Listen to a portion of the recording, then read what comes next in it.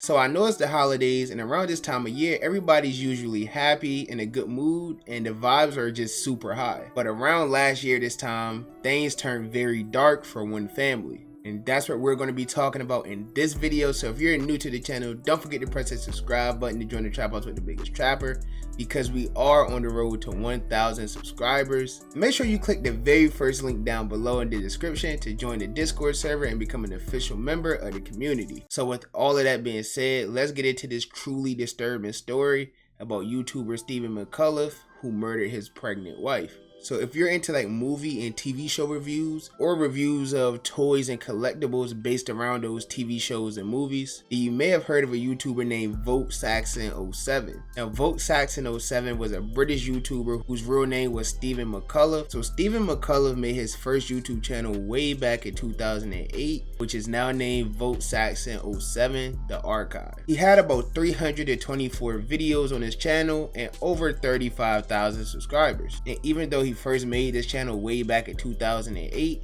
his first video wouldn't come until 2 years later in 2010. So his first video was about a new Doctor Who toy at the time called the 11th Doctor Sonic Screwdriver. And Stephen McCallugh must have really loved Doctor Who, because that's what his channel was based around for years, until he decided to expand and grow his content and go to other TV shows and review collectibles based on other shows. He would continue reviewing shows and collectibles for about 12 years or 2 YouTube channels, and he always started every video the same by saying, "Hello YouTube viewers," and blank fans. And the blank would just be a filler of whatever show he was reviewing at the time.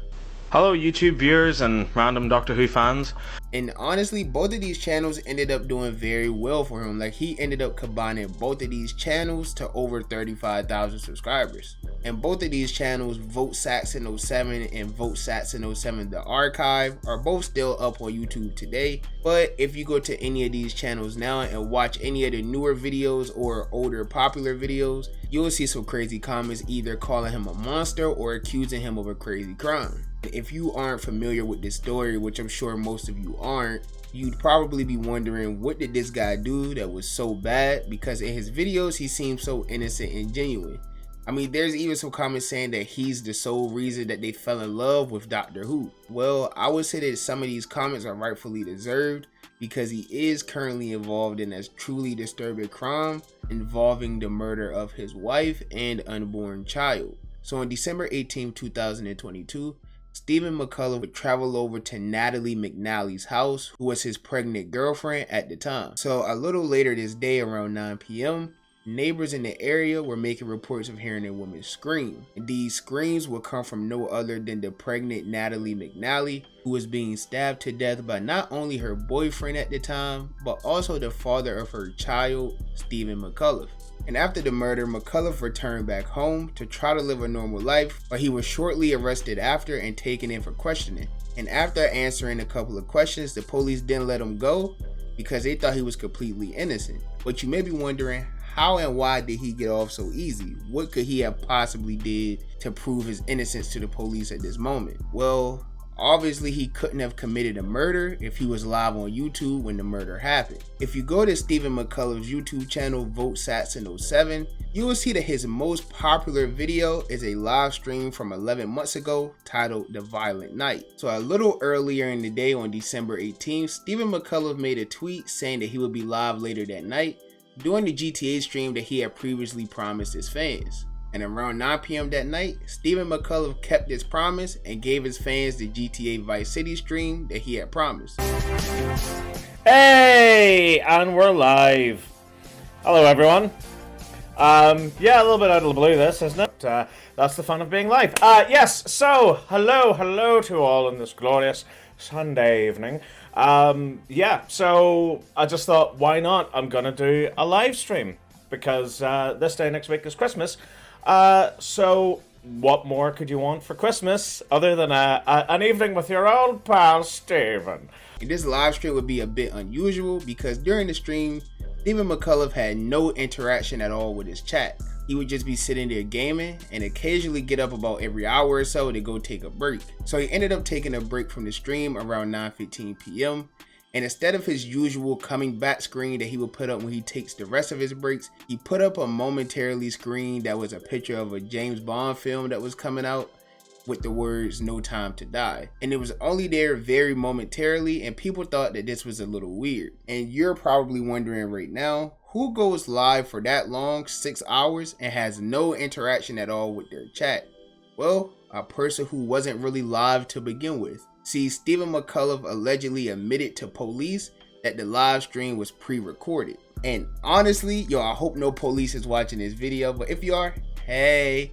But honestly, bro, faking a live stream might be the most thought through thing of getting away with a murder, bro. I'm just being honest, yo. No, I'm not planning to do nothing to nobody. Don't come for me.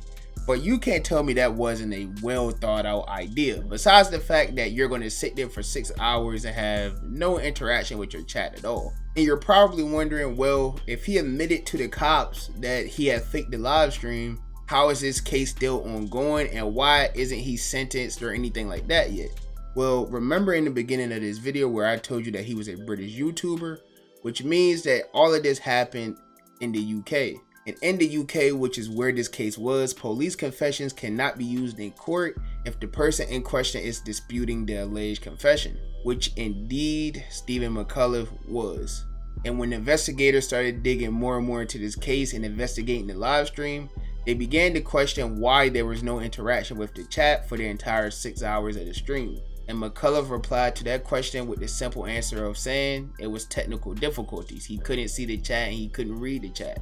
And that's why he wasn't responding to any of the comments that were currently going on in his chat. And get this, while this entire thing was going on and McCallugh was still a free man, he was even still spending time around his deceased girlfriend's family, and he allegedly even left a phone set up in the house that was recording all the audio and conversations that was going on to try to see if he was still a suspect within the case. And there was even some text messages between the two prior that McCallugh never even replied to. And when asked about these questions in court, McCallugh simply said that if he was streaming, his girlfriend knew not to text him, or if she did text him, she knew not to expect an immediate reply. But as more and more details are coming to the case, investigators are also questioning why McCallugh decided to go live on that specific day after not going live for an entire year. And get this, one of the missions that McCallugh was playing during the stream was about murdering a woman in game and making it look like an accident, which is kind of similar to what he was doing in real life. No, he wasn't making a murder look like an accident, but he was actually murdering someone and trying to cover it up by faking a 6-hour live stream. And as of right now, this is still an ongoing case, and more details are coming out as the weeks go along. McCullough's defense team is saying that this whole case is based on whether they can prove or not that the live stream was faked, or was it a real live stream.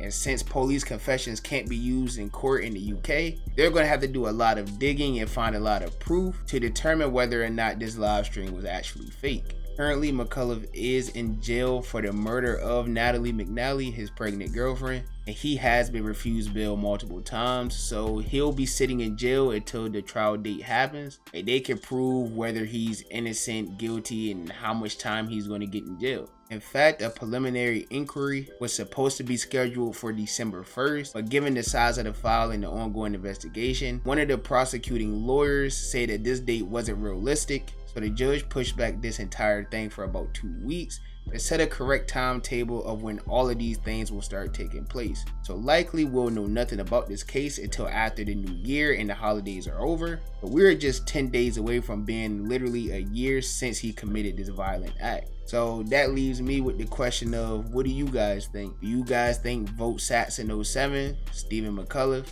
is actually a monster, actually a murderer? Do you think that he faked a 6-hour live stream? And obviously my answer to that is yes, he is all of those things I just named, and he definitely faked that live stream, because between all of the weird things that he was doing, like allegedly confessing to the police, leaving the phone over at his girlfriend's family's house, even doing the live stream for 6 hours and not talking to the chat, is all pointing to a fake stream. It was a well thought out plan, I can't lie, but obviously not thought out enough, because he's currently in jail for it. And obviously in America is innocent until proven guilty, but I think with accusations like this and the evidence that they already have, I think it's pretty fair to say that he's guilty.